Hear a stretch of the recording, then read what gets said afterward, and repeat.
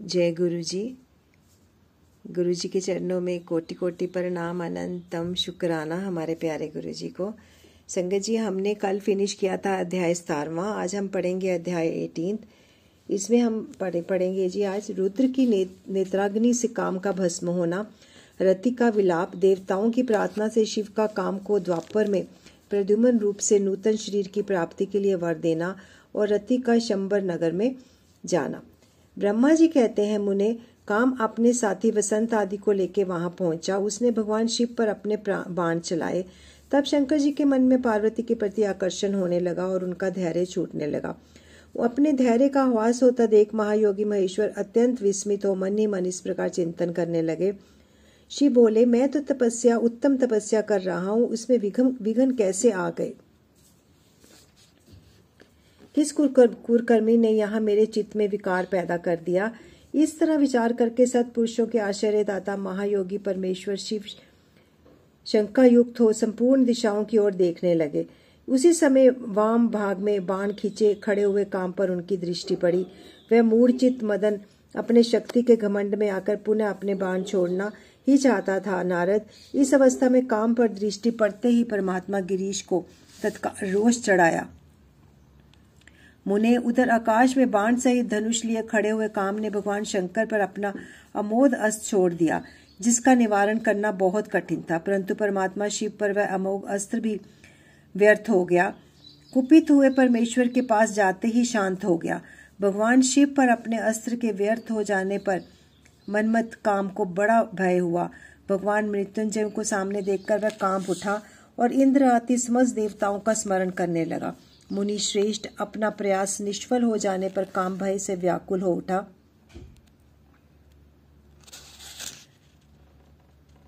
मुनीश्वर कामदेव के स्मरण करने पर वे इंद्र आदि सब देवता वहां आ पहुंचे और शंभु का प्रणाम कर उनकी स्तुति करने लगे। देवता स्तुति कर ही रहे थे कि कुपित हुए भगवान हर के ललाट में मध्य भाग में स्थित तृतीय नेत्र में बड़ी भारी आग तत्काल प्रकट हो उठी। उनकी ज्वालाएं ऊपर की ओर उठ रही थी। वह आग धू धू करके जलने लगी। उनकी प्रभा प्रयाग्नि के समान जान पड़ती थी। वह आग तुरंत ही आकाश में उछली और पृथ्वी पर गिर पड़ी। फिर अपने चारों ओर चक्कर काटती हुई धाराशायिनी हो गई। साधो, भगवान क्षमा कीजिए, क्षमा कीजिए। यह बात जब तक देवताओं के मुख से निकले तब तक ही उस आग ने कामदेव को जलाकर भस्म कर दिया। उस वीर कामदेव के मारे जाने पर देवताओं को बड़ा दुख हुआ। व्याकुल हो हाय ये क्या हुआ, ऐसा कहकर जोर जोर से चित्कार करते हुए रोने बिखरने लगे। उस समय विकृत चित्त हुए पार्वती का सारा शरीर सफेद पड़ गया। कांटों तो खून नहीं। वे सखियों को साथ ले अपने भवन को चली गई। कामदेव के जल जाने पर रति वहां एक क्षण तक अचेत पड़ी रही। पति की मृत्यु से दुख से वह इस तरह पड़ी थी मानो मर गई हो। थोड़ी देर में जब होश आया तब अत्यंत व्याकुल हो रति उस तरह तरह की बातें कहकर विलाप करने लगी। रति बोली, हाय मैं क्या करूं, कहाँ जाऊं? देवताओं ने ये क्या कर दिया? मेरे उद्दंड स्वामी को बुलाकर नष्ट करा दिया। हाय नाथ, स्मर स्वामीन प्राण प्रिय, मुझे दुख देने वाले प्रेतम प्राणनाथ, ये यहाँ क्या हो गया? ब्रह्मा जी कहते हैं, नारद, इस प्रकार रोती बिलखती और अनेक प्रकार की बातें करती हुई रहती हाथ पैर पटकने और अपने सिर के बालों को नोचने लगी। उस समय उसका विलाप सुनकर वहां रहने वाले समस्त वनवासी जीव तथा वृक्ष आदि स्थावर प्राणी भी बहुत दुखी हो गए। इसी बीच इस इंद्र आदि संपूर्ण देवता महादेव जी का स्मरण करते हुए रति को आश्वासन दे इस प्रकार बोले, तुम काम के शरीर का थोड़ा सा भस्म लेकर उसे यत्न पूर्वक रखो और बह छोड़ो।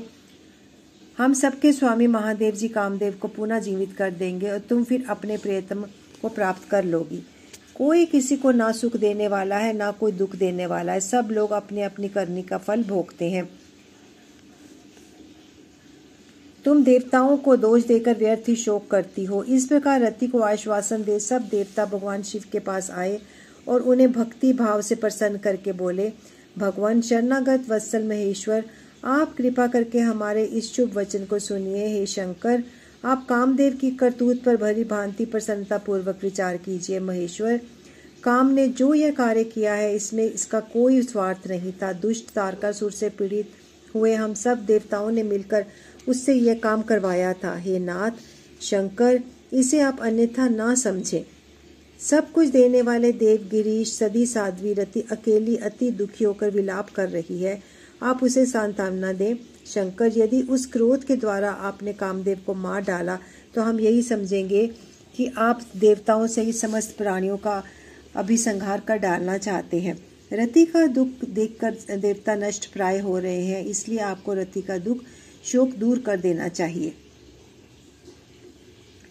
ब्रह्मा जी कहते हैं, नारद, संपूर्ण देवताओं का यह वचन सुनकर भगवान शिव प्रसन्न हो उनसे इस प्रकार बोले, देवताओं और ऋषियों, तुम सब आदर पूर्वक मेरी बात सुनो।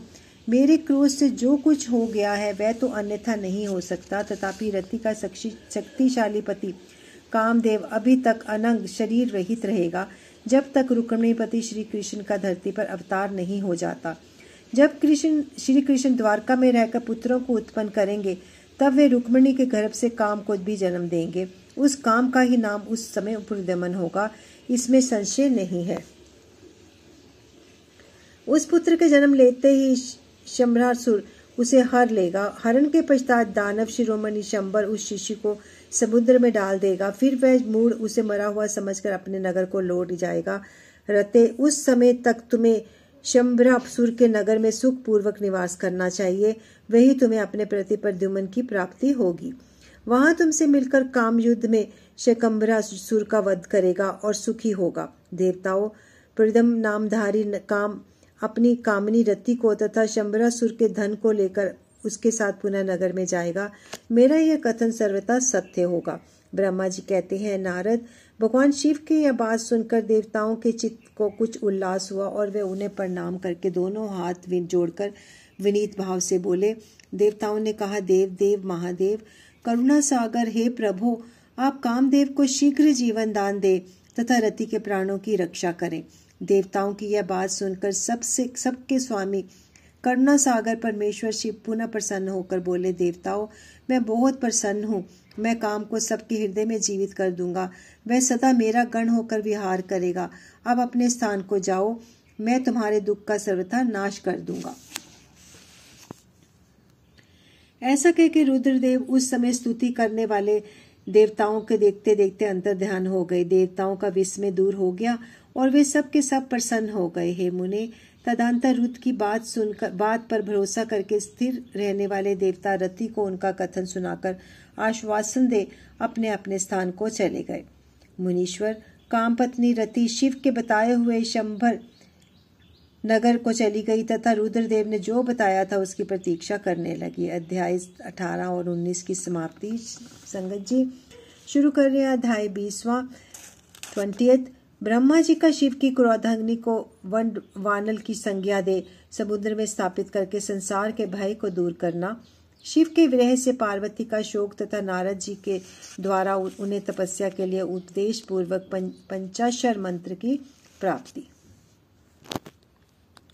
ब्रह्मा जी कहते हैं, नारद, जब भगवान रुद्र के तीसरे नेत्र से प्रकट हुई अग्नि ने कामदेव को शीघ्र जलाकर भस्म कर दिया, तब वह बिना किसी प्रयोजन के ही प्रज्वलित हो सब और फैलने लगी। इससे चराचर प्राणियों सहित तीनों लोकों में महान हाहाकार मच गया। तात संपूर्ण देवता और ऋषि तुरंत मेरी शरण में आए। उन सब ने व्याकुल होकर मस्तक झुकाकर दोनों हाथ जोड़कर मुझे प्रणाम किया और मेरी स्तुति करके वह दुख निवेदन किया। यह सुनकर मैं भगवान शिव का स्मरण करके उसके हेतु का भली भांति विचार कर तीनों लोकों की रक्षा के लिए विनीत भाव से वहां पहुंचा। वह अग्नि ज्वाला मालाओं से अत्यंत उद्दीप्त हो जगत को जला देने के लिए उद्यत थी, परंतु भगवान शिव की कृपा से प्राप्त हुए उत्तम तेज के द्वारा मैंने उसे तत्काल स्तंभित कर दिया। हे मुने, त्रिलोकी को दग्ध करने की इच्छा रखने वाली उस क्रोधमय अग्नि को मैंने एक ऐसे घोड़े के रूप में परिणित कर दिया जिसके मुख से सौम्य ज्वाला प्रकट हो रही थी। भगवान शिव की इच्छा से उस वाडव शरीर वाले अग्नि को लेकर मैं लोकहित के लिए समुद्र तट पर गया। मुने, मुझे आया देख समुद्र एक दिव्य पुरुष का रूप धारण करके हाथ जोड़कर मेरे पास आया। मुझ संपूर्ण लोकों के पितामह की भली भांति विधिवत स्तुति वंदना करके सिंधु ने मुझसे प्रसन्नता पूर्वक कहा। सागर बोला, महेश्वर ब्राह्मण, आप यहाँ किस लिए पधारे हैं? मुझे अपना सेवक समझकर इस बात को प्रीति पूर्वक कहिए। सागर की बात सुनकर भगवान शंकर का स्मरण करके लोकहित का ध्यान रखते हुए मैंने उससे प्रसन्नता पूर्वक कहा, तात समुद्र, तुम बड़े बुद्धिमान और संपूर्ण लोगों के हितकारी हो। मैं शिव की इच्छा से प्रेरित हो हार्दिक प्रीति पूर्वक तुमसे कह रहा हूँ, यह भगवान महेश्वर का क्रोध है जो महान शक्तिशाली अश्व के रूप में यहाँ उपस्थित है।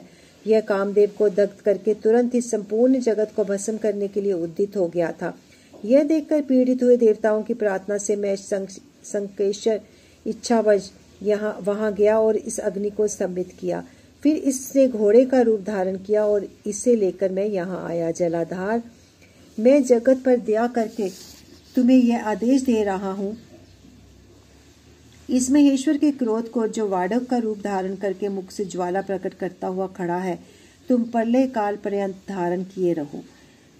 सरितपते, जब मैं यहाँ आकर वास करूंगा तब तुम भगवान शंकर के इस अद्भुत क्रोध को छोड़ देना। तुम्हारा जल ही प्रतिदिन इसका भोजन होगा। तुम यत्न पूर्वक इसे ऊपर ही धारण किए रहना, जिससे यह तुम्हारी अनंत जल राशि के भीतर ना चला जाए।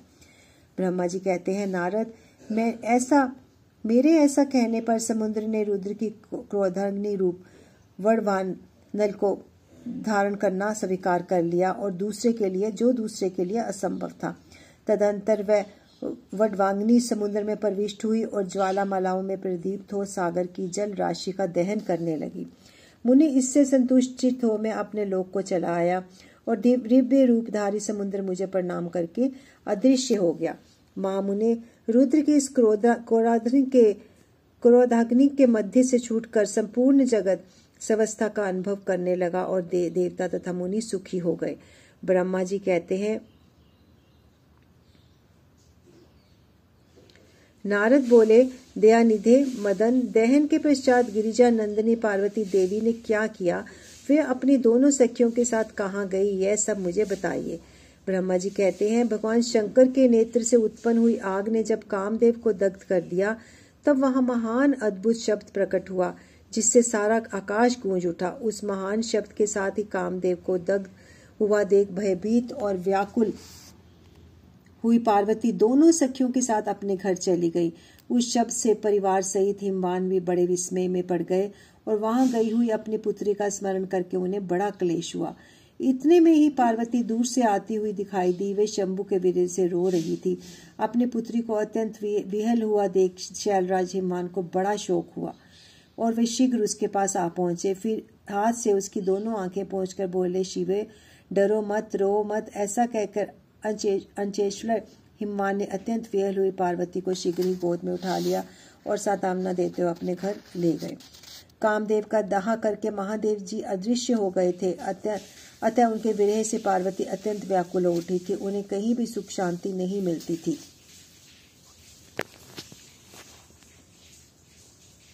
पिता के घर जाकर जब वे अपनी माता से मिली, उस समय पार्वती शिवा ने अपना नया जन्म हुआ माना।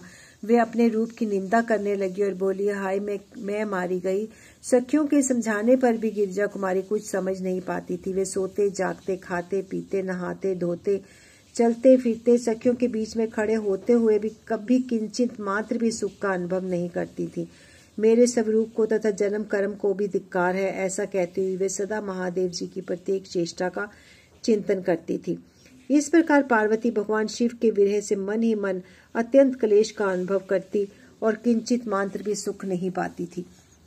वे सदा शिव शिव का नाम जप किया करती। शरीर से पिता के घर में रहकर वे चित्त से पिनाक पानी भगवान शंकर के पास पहुंची रहती थी।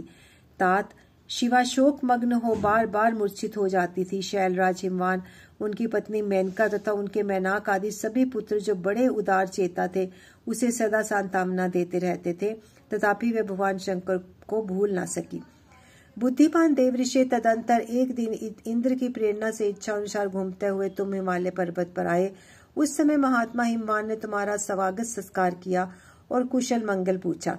फिर तुम उनके दिए हुए उत्तम आसन पर बैठे। तदंतर शैलराज ने अपनी कन्या के चरित्र का आरंभ से ही वर्णन किया, किस तरह उसने महादेव जी की सेवा आरंभ की और किस तरह उनके द्वारा कामदेव का दहन हुआ। ये सब कुछ सुनाया। मुने, ये सब कुछ सुनकर तुमने गिरिराज से कहा, शैलेश्वर, भगवान शिव का भजन करो। फिर उनसे विदा लेकर तुम उठे और मन ही मन शिव का स्मरण कर शैलराज को छोड़ शीघ्र ही एकांत में काली के पास आ गए। मुने, तुम लोकोपरोपकारी ज्ञानी तथा शिव के प्रिय भक्त हो, समस्त ज्ञानवानों के शिरोमणि हो, अतः काली के पास आकर उसे संबोधित करके उसी के हित में स्थित हो। उससे सादर यह वचन बोले। नारद जी ने कहा, तुमने कहा काली के तुम मेरी बात सुनो, मैं दयावश सच्ची बात कह रहा हूँ। मेरे वचन तुम्हारे लिए सर्वथा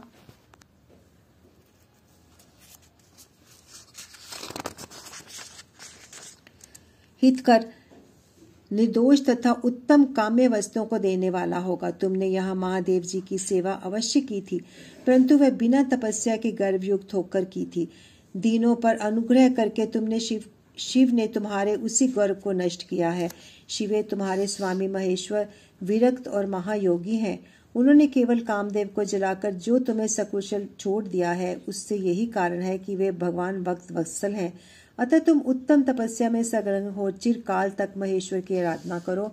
तपस्या से तुम्हारा संस्कार हो जाने पर रुद्रदेव तुम्हें अपनी सहधर्मिणी बनाएंगे और तुम भी कभी उन कल्याणकारी शंभु का परित्याग नहीं करोगी। हे देवी, तुम हठपूर्वक शिव को अपनाने का यत्न करो। शिव के सिवा दूसरे किसी को अपना पति स्वीकार ना करना। ब्रह्मा जी कहते हैं, मुने, तुम्हारी यह बात सुनकर गिरजा कुमारी काली कुछ उल्लसित होकर तुमसे हाथ जोड़ प्रसन्नता पूर्वक बोली। शिवा ने कहा, प्रभो, आप सर्वज्ञ तथा जगत का उपकार करने वाले हैं।